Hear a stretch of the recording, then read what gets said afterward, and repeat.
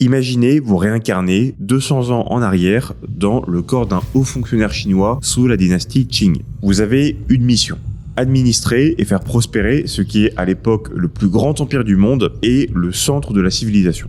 Et puis un jour, vous voyez débarquer une petite armée de 20 000 barbares. Au début, vous les considérez comme insignifiants, et puis ils commencent à détruire vos navires, à prendre des villes portuaires et finissent par essayer de marcher sur Pékin. Pour les arrêter, le gouvernement envoie une armée de 50 000 hommes qui est balayée immédiatement. Les Occidentaux vont rentrer dans la ville, la piller, puis méthodiquement, en suivant les ordres de leur général, brûler l'intégralité du palais d'été, qui est la résidence de l'empereur, mais surtout le cœur de la civilisation chinoise. Vous êtes sur place au moment de l'incendie, et en voyant les cendres du palais, après le choc et la colère, vous êtes surtout paralysé par l'incompréhension. Vous ne comprenez pas comment l'Angleterre, cette petite île à l'autre bout du monde, a-t-elle pu mettre à genoux un empire de 350 millions d'habitants, ni ce qu'il s'est passé en Europe pour que des royaumes autrefois périphériques atteignent ce niveau de richesse et de développement considérable. Toutes ces questions, vous n'êtes pas les seuls à vous les poser. La Chine ne peut pas rester dans une telle position de faiblesse et l'empereur en personne vous ordonne d'étudier et de comprendre comment les Occidentaux sont devenus aussi riches pour ensuite monter un plan sur 30 ans qui permettra à l'empire de combler son retard et de redevenir une nation de premier plan. Pour y arriver, vous avez carte blanche, vous pouvez mettre en place n'importe quelle loi, déclencher n'importe quelle guerre, faire toutes les réformes que vous voulez. La seule condition, c'est que ça soit techniquement réalisable. Alors, qu'est-ce que vous lui proposez comme plan d'action? Quelles sont les 3 grandes étapes par lesquelles vous démarrez? Si je vous pose la question, c'est parce que c'est une situation qui s'est vraiment produite en Chine et c'est une question à laquelle on a aujourd'hui une réponse très précise puisqu'on connaît en détail la stratégie qui a permis à une puissance asiatique en quelques décennies de rattraper et même de battre certains des empires européens. Cette vidéo se veut donc comme interactive dans le sens où vous pouvez faire pause quand vous voulez pour essayer de formuler un plan d'action. C'est excessivement difficile, mais sur la première moitié de la vidéo, vous allez avoir un maximum d'informations supplémentaires sur l'histoire de l'enrichissement européen, ce qui devrait peut-être vous faciliter la tâche avant de découvrir finalement la solution. D'abord, avant de chercher des explications, on va rentrer en détail dans les chiffres de ce qu'il s'est passé en Occident. Pendant presque toute l'histoire de l'humanité, toutes les civilisations ont été prisonnières de ce qu'on appelle le piège malthusien. Quand une région devient plus productive, par exemple il y a des progrès technologiques, elle se retrouve à pouvoir nourrir plus de monde. Donc la population augmente et comme cette production supplémentaire est alors répartie entre plus de personnes, la richesse par habitant diminue et retrouve le niveau qu'elle avait avant le progrès technologique. Autrement dit, le progrès est en permanence absorbé par la croissance démographique. Ce qui fait qu'en pratique, pendant l'essentiel de l'histoire, le niveau de vie moyen n'augmente pas du tout. Un paysan mésopotamien en moins 10 000 a le même pouvoir d'achat, les mêmes conditions de vie qu'un paysan du 15e siècle en France. Les deux consacrent 80% de leurs revenus à une alimentation de mauvaise qualité et redondante, et les 20% qui restent vont dans un vêtement ou dans l'aménagement de la cabane qui leur sert de maison.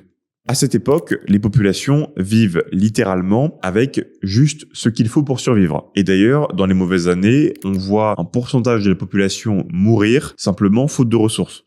Quand Thomas Malthus décrit ce phénomène, il part du principe que jamais l'humanité ne sortira de ce piège. Pour en sortir, il faudrait faire sur plusieurs générations une croissance économique tellement importante qu'elle dépasse l'augmentation de la population aussi forte soit-elle, et à cette époque-là, c'est inimaginable. Par ailleurs, aucune civilisation n'a jamais été proche d'en sortir. La Chine impériale, l'Empire romain ou les sociétés aztèques, toutes ces civilisations vivent avec le même PIB par habitant et elles auraient pu continuer comme ça des millénaires sans que rien n'évolue. Et puis est apparue une anomalie. Sur un petit continent, quelques petits royaumes ont commencé à croître à une vitesse telle qu'ils sont sortis du piège malthusien.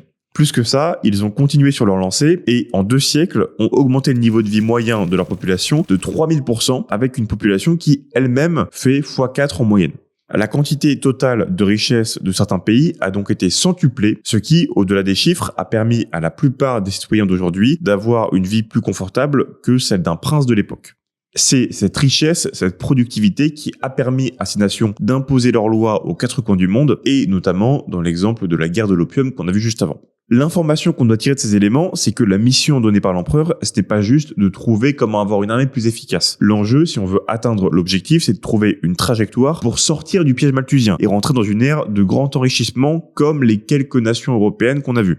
Un défi économique tellement difficile qu'il rend l'aspect militaire de la question secondaire. Maintenant, pour commencer notre enquête, on va se pencher sur une hypothèse majeure, la thèse de l'exploitation du reste du monde. L'idée est simple. Ce qui a permis aux Européens de se développer autant, c'est l'exploitation du Nouveau Monde et la main-d'œuvre quasi gratuite que permet l'esclavage et la colonisation. Grâce à ça, les Européens ont accumulé des ressources qu'ils ont pu investir dans des armées pour conquérir encore plus de terres et démarrer un cycle d'enrichissement à partir de là. C'est une explication à laquelle on pense en général assez vite parce qu'elle lie les deux images les plus fortes de cette époque, la révolution industrielle et l'esclavage. Chronologiquement, ça fonctionne pas trop mal puisque la colonisation et le commerce transatlantique d'esclaves commencent dès le XVe siècle, donc avant le grand enrichissement. Et pendant plusieurs siècles, l'expansion coloniale européenne et la montée en puissance de l'économie de l'Europe se suivent très correctement. Mais avant de recommander à l'empereur d'envahir le Vietnam ou le Tibet, on va rentrer dans les détails pour bien comprendre le lien entre les deux éléments. D'abord, l'Angleterre n'est au départ ni le plus grand ni le plus ancien des empires coloniaux. L'empire espagnol est, avant la révolution industrielle, considérablement plus riche et plus important. Il a presque toute l'Amérique centrale, une bonne partie de l'Amérique du Sud, les Philippines et des comptoirs en Afrique. Ce sont des terres vastes qui possèdent des ressources exceptionnelles, notamment la plus grande mine d'argent de la planète. Or, entre 1500 et 1700, le PIB par habitant espagnol n'augmente que d'environ 20% en 200 ans, ce qui est à peine plus, voire pas plus que des pays européens sans colonie. Mais surtout, le problème, c'est que justement au moment de la révolution industrielle, l'Espagne décroche et devient un pays pauvre relativement au reste de l'Europe. Alors, on pourrait se dire que l'Espagne est une exception, mais non, le Portugal est un encore plus mauvais exemple. C'est un pays qui, vers 1700, possède un empire colonial démesuré, le deuxième plus grand d'Europe, et qui en plus joue un rôle central dans le commerce transatlantique d'esclaves. À lui seul, le Portugal transporte entre 35 et 40% de l'ensemble des esclaves envoyés vers les Amériques. Rapporté à la taille du pays, c'est colossal. Logiquement, on pourrait donc s'attendre à ce que le Portugal soit l'un des pays les plus riches d'Europe. Or, c'est l'exact opposé. Ce pays autrefois très puissant voit son PIB par habitant stagner et vers 1900, il devient le pays le plus pauvre d'Europe occidentale. Plus globalement, à l'échelle nationale, c'est très dur de trouver un lien entre taille de l'empire et prospérité économique. Si on prend les 5 plus grands empires de l'époque, l'Espagne, le Portugal, la Russie, la France et l'Empire ottoman, une seule puissance s'industrialise relativement rapidement, c'est la France, et encore, c'est pas le plus rapide. À l'inverse, parmi les pays qui s'enrichissent le plus rapidement, la Belgique, les Pays-Bas, la Suisse, l'Angleterre ou le Danemark, la moitié n'ont aucune colonie au moment de démarrer leur enrichissement et visiblement, ça ne les handicape pas plus que ça. Cependant, ces corrélations ne disent sûrement pas que l'exploitation du Nouveau Monde n'a pas rapporté d'argent. Par exemple, certaines des plus grandes fortunes de l'époque trouvent leur origine dans des activités liées à des plantations ou directement au commerce esclavagiste. Et ce sont des fortunes et des capitaux qui ont pu être très utiles pour démarrer, par exemple, une séquence d'industrialisation. Pour autant, si on se penche sur le cas concret de la Chine, adopter une politique impérialiste serait globalement contre-productif. Déjà, même chez les Britanniques, les échanges commerciaux avec les colonies à l'apogée de l'empire, c'est pas plus de 10% du PIB, et c'est souvent plutôt autour de 3%, ce qui est relativement modeste, d'autant plus que, et c'est le principal défaut de la stratégie, ces colonies et ce commerce triangulaire nécessitent beaucoup de choses, notamment une marine et une armée en permanence déployées à l'autre bout du monde, ce qui représente des frais très importants. Plus précisément, le budget militaire britannique, c'est 4% du PIB en temps de paix et jusqu'à 25% du PIB en cas de guerre. Et à cette époque, des guerres entre nations européennes pour des territoires du Nouveau Monde, il y en a quasiment à chaque décennie. Ce qui fait que globalement, comme souvent dans ces situations, on se retrouve avec des opportunités commerciales effectivement gigantesques pour quelques privilégiés proches du gouvernement dont on a parlé, mais pour la classe paysanne et marchande qui doit payer toujours plus d'impôts pour financer le gouvernement et ses guerres, le calcul est nettement plus défavorable. C'est d'ailleurs cette charge fiscale très importante qui est souvent utilisée pour expliquer pourquoi est-ce que l'Angleterre, qui au début du XXe siècle a le plus grand empire de l'histoire, recouvrant tout de même 25% de la surface de la Terre, va se faire malmener économiquement et militairement par un pays comme l'Allemagne, qui est pourtant une nation 10 fois plus petite en termes de superficie, puisqu'elle n'a presque aucune colonie. Alors, on va voir ce qu'ont décidé de faire les Chinois juste après, mais avant, on doit parler d'une thèse que vous avez sûrement tous en tête, celle de la révolution technologique. L'idée est que la richesse de l'Angleterre est la conséquence d'une grande révolution scientifique européenne qui a permis la hausse spectaculaire de la productivité agricole et industrielle. Cette révolution aurait ensuite perduré grâce à de nouvelles vagues d'innovations successives jusqu'à ce qu'on arrive à la période actuelle. À première vue, cette explication est inattaquable. L'Europe connaît effectivement, avant la révolution industrielle, une série d'avancées scientifiques majeures, incarnées par Galilée en Italie, Newton en Angleterre et par le mouvement des Lumières en France. La science progresse dans tous les domaines, l'Europe de l'Ouest est effectivement l'endroit le plus avancé sur la planète, et tout cela précède de peu la révolution industrielle, donc on peut imaginer que c'est ça le principal moteur. Et pourtant, je vais me permettre d'attaquer un peu cette hypothèse. D'abord, si la technologie est si importante, les pays les plus avancés scientifiquement devraient être au cœur de cette révolution. Pourtant, ce n'est pas toujours le cas. Au XVIe siècle, le plus grand centre scientifique, culturel et intellectuel de l'Europe, c'est l'Italie, qui est aussi par ailleurs l'une des régions les plus riches du continent à ce moment-là. Et pourtant, à partir de là, l'Italie va suivre une trajectoire absolument unique. Pendant plus de 3 siècles, son PIB par habitant stagne totalement. Comme on l'a vu précédemment, stagner, c'est normal à l'échelle de l'histoire, mais dans ce cadre européen, c'est le seul pays dans ce cas. Ce qui rend ce moment d'autant plus étonnant, c'est que ce n'est pas faute de compétences. L'Italie est dense, instruite, scientifiquement très avancée, mais elle connaîtra pourtant l'une des pires trajectoires économiques de l'époque moderne. Donc on doit être plus précis, plus stratégique. On ne cherche pas n'importe quelle technologie, on veut quelque chose qui peut décupler la productivité par habitant. Et pour ça, il y a une option formidable, les combustibles fossiles.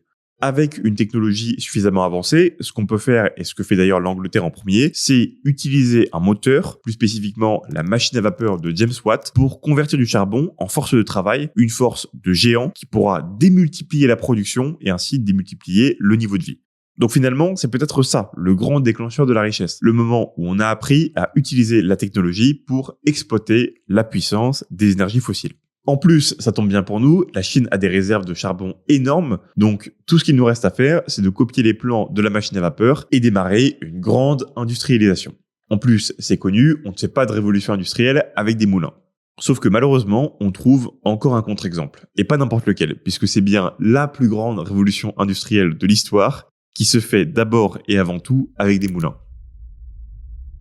Début 19e, les États-Unis sont un pays assez archaïque scientifiquement. Ils n'utilisent pas le charbon, ils n'utilisent pas la machine à vapeur de James Watt. Non, aux États-Unis, ils font la révolution industrielle avec de l'eau. Les usines du pays utilisent des moulins hydrauliques installés sur des rivières qui entraînent des systèmes de transmission mécanique simples qui font fonctionner des machines rudimentaires. Et contrairement à ce qu'on imagine souvent, ce n'est pas une simple phase de proto-industrialisation. Non, jusqu'en 1900, alors même que l'industrie américaine est déjà la plus grande du monde, les moulins à eau restent très largement utilisés. Le charbon, que l'on présente souvent comme le moteur central de la révolution industrielle, ne commence à se généraliser aux États-Unis qu'à partir des années 1870, ce qui est extrêmement tardif. Il dépasse le bois de chauffage en termes de production énergétique en 1885, et de fait, il est quasiment totalement absent de la première phase d'industrialisation avant 1850 aux USA. La machine à vapeur, elle, sera utilisée via le modèle Evans, une version plus dangereuse et plus simple du modèle Watt qui sera pendant longtemps alimenté par du bois. Alors évidemment, après 1880, le charbon va jouer un rôle très important aux USA, mais à ce moment-là, le grand enrichissement est déjà lancé. Le PIB par habitant est déjà considérablement plus élevé qu'il ne l'est dans d'autres pays, et les Américains sont en bonne voie pour devenir la première puissance économique mondiale, tout ça avec de l'eau. En fait, d'après des analyses plus récentes, la liste de technologies requises pour lancer une phase de grand enrichissement est assez courte. Vous avez besoin d'une source d'énergie non humaine utilisable industriellement, donc le charbon est le mieux, mais c'est pas indispensable. On a besoin de systèmes de transmission mécanique basiques, d'une métallurgie du fer fonctionnel, de machines simples qui sont couplables avec de l'énergie et d'un savoir-faire artisanal conséquent. Mais c'est tout. Avec ces éléments, une société peut déjà amorcer sa révolution industrielle, exemple à l'appui. En l'occurrence, tous ces éléments, la Chine les maîtrise déjà très bien. Elle a donc théoriquement largement de quoi faire sa révolution industrielle. Va-t-elle y arriver ? C'est ce qu'on va voir avec son plan d'auto-renforcement.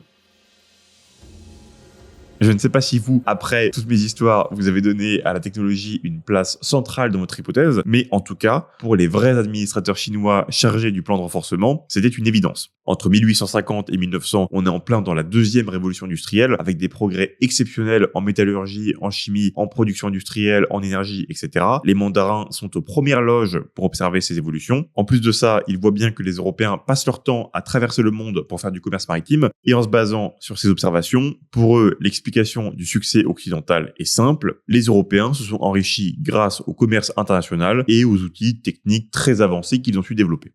C'est sur cette base qu'ils vont définir les priorités du mouvement d'auto-renforcement avec un plan qui se décompose ainsi. La priorité absolue, c'est de disposer d'une armée qui technologiquement se rapproche du niveau occidental. On fait donc venir des ingénieurs européens sur place pour construire des usines. On achète des armes occidentales en quantité pour comprendre comment elles fonctionnent et pour équiper l'armée. On envoie aussi des étudiants en Europe. On traduit des ouvrages d'ingénierie et de sciences pour devenir totalement autonome sur la question de la technologie militaire. En parallèle, le gouvernement pousse également à l'installation de systèmes occidentaux destinés à la société civile, comme des moyens de transport modernes et des usines industrielles. Ils comprennent également l'intérêt du charbon, ouvrent des mines modernes et importent les fameuses machines à vapeur occidentales. Toute une stratégie qui est financée en partie par une réforme de la fiscalité, par les exportations, notamment de soie et de thé. Le tout, et c'est très important, en conservant la culture chinoise. On garde la philosophie confucéenne, on garde les mêmes institutions politiques, on garde la même manière de penser. Le mot d'ordre, c'est le savoir chinois pour l'essence, le savoir occidental pour l'usage. En gros, on garde le cœur de la civilisation chinoise qui est toujours jugée comme étant supérieur et très important, et on remplace simplement les outils par des outils européens. Ce plan chinois est tout à fait cohérent et il va d'ailleurs remplir en partie ses missions.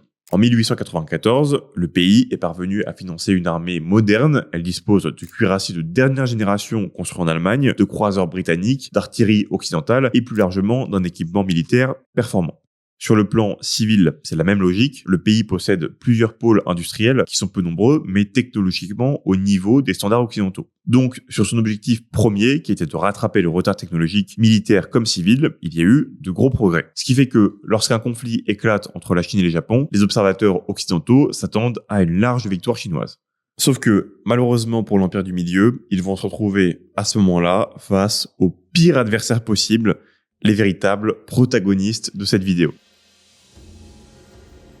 Militairement, le choc est brutal. Alors même que la Chine se bat à 3 contre 1 et qu'elle dispose sur le papier de navires plus avancés, le Japon l'écrase, capture plusieurs de ses navires les plus modernes et prend le contrôle de Taïwan.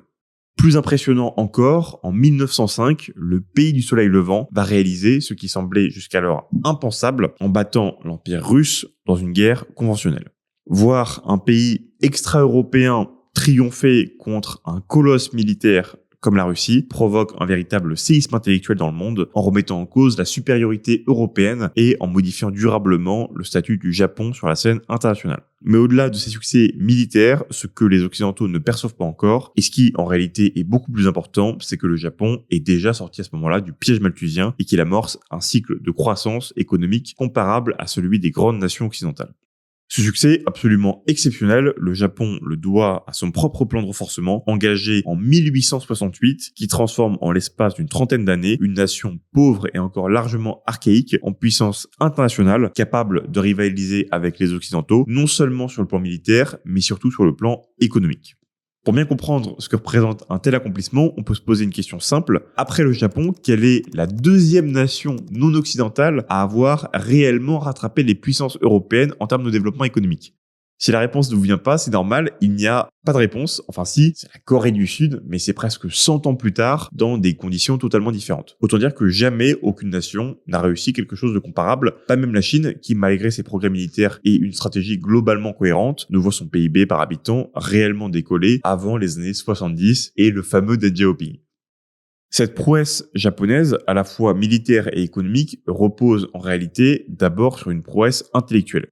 Certains de ces érudits vont comprendre les véritables mécanismes du succès occidental, parfois mieux que les occidentaux eux-mêmes. Alors c'est le dernier moment pour mettre pause et essayer de formuler votre propre plan, parce qu'après on va entrer dans la stratégie de développement japonaise sous l'ère Meiji, un plan presque parfait et surtout la réponse aux défis posés par l'empereur en introduction. Celui qui réussit en premier à trouver la réponse à la question posée en introduction, à comprendre ce qui cause le développement économique d'une nation, c'est l'intellectuel japonais le plus important du 19e siècle, Yukichi Fukuzawa. Cet ancien samouraï va, assez jeune, se passionner pour l'Occident, apprendre le néerlandais et l'anglais, lire tous les livres étrangers qu'il peut trouver, mais surtout, il va avoir l'opportunité de faire des expéditions aux États-Unis et en Europe en tant au départ que traducteur. Et c'est durant ces voyages qu'il va faire plusieurs observations déterminantes. Déjà, contrairement à ce qu'on pourrait penser, la technologie qu'il rencontre l'impressionne assez peu. Comme il est très érudit et que les Japonais sont tout de même de bons ingénieurs, il comprend assez rapidement le principe des différentes machines qu'il rencontre et qu'il avait par ailleurs déjà vu dans des livres. Ce qui va le choquer d'abord, c'est le fonctionnement social des nations occidentales. Lui, il vient d'une société qui est extrêmement hiérarchique. L'empereur, les daimyos, les samouraïs, les paysans, les artisans, toutes ces catégories sont dans la société japonaise très inégales, et notamment en termes de prestige et de dignité morale. Et pas seulement, puisqu'un samouraï peut tuer un marchand sans motif ou simplement parce qu'il a eu un regard insolent selon la loi officielle du pays. Aux États-Unis, c'est pas exactement la même chose. Dans une anecdote célèbre, quand Fukuzawa demande à un local où sont les descendants de George Washington, celui-ci lui répond qu'il n'en a aucune idée. Ce qui, dans la culture japonaise, est une aberration. Il est logique que la famille du premier président des USA et héros de la Révolution bénéficie d'un statut particulier. C'est pour lui presque une faute morale de ne pas honorer les descendants d'une telle légende. Néanmoins, il réalise au fur et à mesure de ses voyages que cette égalité, elle est profitable pour la société puisqu'elle crée des relations sociales et commerciales plus fluides et que, globalement, elle permet à tout le monde de se concentrer sur l'amélioration de ses conditions de vie sans le moindre obstacle, ce qui, in fine, enrichit la société. Cette observation, partagée par d'autres de ses contemporains, deviendra le premier pilier des réformes du Japon sous l'ère Meiji, la destruction des classes sociales japonaises. Selon la célèbre phrase de Fukuzawa, le ciel a créé tous les hommes au même niveau. Et selon cette nouvelle philosophie, un nouvel ordre social est créé qui, de façon notable, détruit complètement le statut de samouraï. En soi, c'est une décision quasiment folle. On parle de 2 millions de soldats professionnels auxquels on enlève tous leurs privilèges, ce qui va créer des guerres civiles, c'est logique. Tous les titres, sauf l'empereur, sont supprimés au profit d'un nouveau modèle plus égalitaire, basé sur les mêmes critères théoriques que celui de la France ou des États-Unis à l'époque, à savoir la compétence et l'utilité économique. Et ce n'est que la première étape du plan. Toujours dans ses voyages, un autre élément qui le frappe, c'est l'omniprésence de la religion. À l'époque, quand il traverse les États-Unis, tous les Américains qu'il rencontre possèdent une Bible qu'ils lisent attentivement et qu'ils prennent avec eux quand ils partent en voyage. Alors, il n'est pas frappé d'une révélation divine, loin de là. Il trouve le contenu du livre peu crédible, mais par contre, ce qui va le marquer, c'est l'impact sociétal qu'a cette religion et l'influence immense qu'ont ses préceptes sur la société. Alors, la deuxième étape du plan n'est pas de changer la religion des Japonais. Par contre, il veut, avec ses contemporains, importer des idées occidentales qu'il juge indispensables au développement économique. La subtilité, c'est qu'ils ne sont pas d'accord sur les idées qu'il faut importer. Pour Fukuzawa, le plus important, c'est la responsabilité individuelle et l'égalité de dignité accordée à chaque individu. Mais Fukuzawa n'est pas seul, et pour d'autres, le plus important, c'est le raisonnement scientifique et la culture du débat. Ce qui n'est pas la thèse du suivant, qui considère que le respect du droit et de la loi est la priorité, etc., etc. Et comme ces gens sont globalement d'accord sur le constat de base, ils vont se retrouver à importer une part immense de la culture occidentale, même des choses qu'on peut considérer comme pas forcément indispensables. Un exemple assez visuel de ce phénomène, c'est le changement de style de l'empereur. En quelques années, il passe de la tenue la plus traditionnelle possible à un costume presque de prince britannique, équipé d'un sabre qui pourrait appartenir à la garde républicaine. Et globalement, il n'y a plus rien de japonais sur des photos de l'empereur du Japon. Parfois, on peut être un peu mal à l'aise devant cette image de l'empereur en considérant que si le Japon ressemble à l'Occident et pense comme l'Occident, alors c'est plus vraiment le Japon. Mais justement, Fukuzawa ne voit pas les choses de cette façon et c'est une de ses pensées les plus importantes. Il considère que les Européens étaient avant comme les Japonais et puis qu'ils ont découvert la civilisation. Cette découverte, ils l'ont fait en premier, mais pour autant, ces progrès ne leur appartiennent pas. C'est juste l'évolution normale des sociétés. Tous ces éléments de la culture occidentale sont simplement vus comme des progrès, comme la découverte de la boussole ou de la poudre à canon par exemple. Des progrès qui sont donc logiques de reprendre pour soi.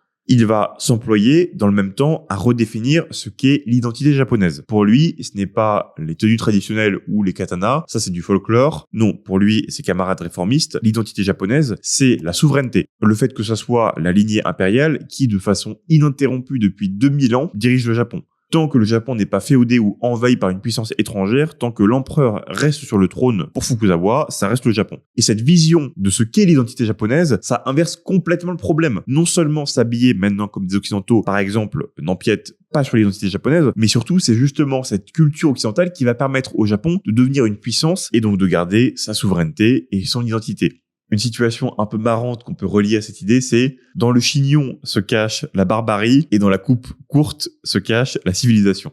À partir de cette philosophie, la voie de l'occidentalisation devient complètement dégagée. C'est même le nom d'une politique publique qui incarne ce mouvement d'auto-renforcement japonais, le Bunmei Kaika, la civilisation éclairée. Concrètement, cette démarche passe en grande partie par l'école. Fukawa a lui-même créé sa propre école dans laquelle il instruit une grande partie de la future élite de la nation et ce phénomène s'étend à l'échelle nationale, soutenu par le gouvernement via l'enseignement quasi obligatoire. La troisième étape du plan, très liée à la précédente, c'est une grande transformation des institutions et de la loi japonaise pour coller à ces nouveaux standards occidentaux.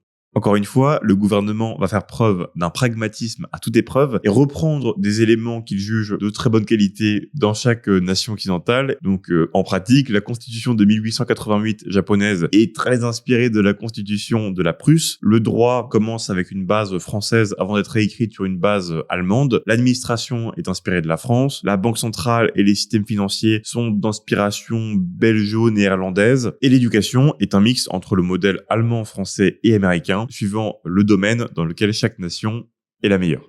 Via tous ces changements, le Japon se dote notamment d'une loi beaucoup plus protectrice de la propriété privée, des contrats et des règles économiques, ce qui permet pour la première fois l'existence d'un véritable marché du capital et du crédit. Les individus peuvent désormais posséder, vendre, transmettre, investir sans dépendre d'un seigneur ou d'un statut social, ce qui rend possible l'apparition d'entreprises modernes à grande échelle.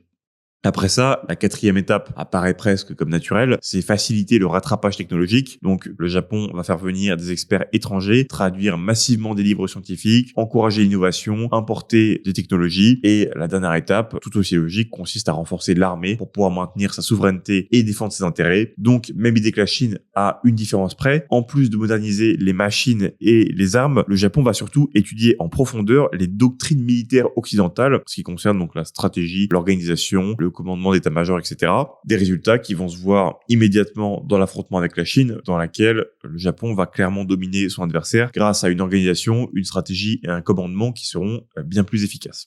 Alors, on voit tout de même que la finalité des plans est assez similaire. Effectivement, à la fin, il y a une question technologique et militaire qui se pose. Mais dans la manière d'arriver à cet objectif, les méthodes sont complètement différentes. La Chine décide de garder sa culture, ce qui est une décision parfaitement rationnelle, que le Japon ne prend pas, puisque c'est le seul pays qui considérera que la culture et les idées occidentales sont plus importantes pour expliquer le développement économique que quoi que ce soit d'autre. Alors, on pourrait argumenter que même si la transformation japonaise fut très impressionnante, ça reste un cas unique duquel on ne peut pas tirer de règles générales. Et que peut-être il existe beaucoup d'autres plans qui auraient pu arriver à des résultats similaires sans faire un tel basculement idéologique ou culturel. Et peut-être, effectivement, on n'aura jamais de réponse définitive à cette question, comme beaucoup de questions historiques. Cependant, ce lien entre culture et développement économique dépasse largement le simple cadre japonais. On a parlé beaucoup de corrélations durant la première partie de la vidéo. Eh bien, il y en a une de corrélation, celle entre le protestantisme et le développement économique, qui est tellement forte que les intellectuels contemporains ne se poseront pas la question de savoir si le protestantisme permet le développement économique, mais pourquoi il le permet. En 1900, les pays les plus riches du monde, les USA, l'Allemagne, l'Angleterre, la Suisse, les Pays-Bas, le Danemark, ne sont que des pays qui sont des places fortes historiques du protestantisme. Au contraire, l'inexplicable stagnation de pays comme l'Espagne ou l'Italie s'explique finalement assez bien quand on parle du contexte culturel sur place à l'époque, qui est celui de la contre-réforme, une période qui défend un retour à des doctrines catholiques traditionnelles pour justement faire reculer les idées liées au protestantisme, une réaction qui va créer un schisme idéologique en Europe, étonnamment bien aligné avec les l'écart de développement économique qu'on verra apparaître juste après. Pour expliquer la stagnation de la Russie ou de l'Europe de l'Est, l'hypothèse du protestantisme fonctionne aussi très bien, puisque ce sont des pays qui vont contenir vivement l'arrivée de cette religion. On trouve même des liens plus précis. Par exemple, la Suisse est globalement un petit pays avec une géographie défavorable et aucune ressource naturelle particulière. Pourtant, elle réussit étonnamment à devenir vers 1900 le pays le plus riche d'Europe continentale. Anomalie difficile à expliquer sans prendre en compte le fait que c'est le cœur historique du calvinisme. Même cas pour les États-Unis. On peut se demander pourquoi en 1913 le pays a 4 fois le PIB par habitant du Mexique, du Brésil ou de l'Amérique latine. Eh bien, il faut se rappeler que c'est un pays peuplé à la base en grande partie de calvinistes puritains qui bénéficient donc, et c'est le cas encore aujourd'hui, d'une culture et d'une idéologie en quasi-osmose avec le capitalisme. Évidemment, c'est pas une volonté divine qui rend les adeptes de cette religion en majorité plus riches. Ce fut simplement une sorte de vaisseau intellectuel qui a transporté des idées sur le commerce, la propriété privée, l'investissement, l'entrepreneuriat, l'innovation, l'égalité et le profit, par exemple, qui sont particulièrement compatibles avec le développement économique et qui finissent sur plusieurs siècles par créer des richesses immenses. Le vrai secret des Européens aura donc été de créer, sans vraiment le faire exprès, une morale, une spiritualité, une culture qui permet et qui légitime le plein exercice d'un nouveau système économique formidablement efficace, le capitalisme. On le voit d'ailleurs avec un dernier exemple qu'on n'a pas abordé, celui de la France, où même si le protestantisme n'était pas la religion majoritaire, les idées véhiculées par celui-ci ont influencé profondément la société française, qui a finalement basculé idéologiquement et réformé ses institutions dans un sens beaucoup plus compatible avec le développement économique et qui s'est enrichi à partir de là. Alors, est-ce que vous aviez la réponse? Est-ce que, comme Fukuzawa, vous auriez transformé toute la culture de votre pays pour lui permettre d'accéder au développement économique? Ce que je trouve amusant avec cette expérience de pensée, c'est que l'explication principale est très contre-intuitive. La plupart des gens pensent à des éléments matériels, historiques, géographiques, très concrets la plupart du temps. Les idées, la culture, le système moral, c'est souvent délaissé, notamment parce que c'est plus difficile à mesurer ou à définir, alors que pourtant, ça a un impact plus important que quoi que ce soit d'autre historiquement sur le développement économique. Voilà, j'espère que vous avez aimé la vidéo. Merci beaucoup, à une prochaine fois. Bye bye.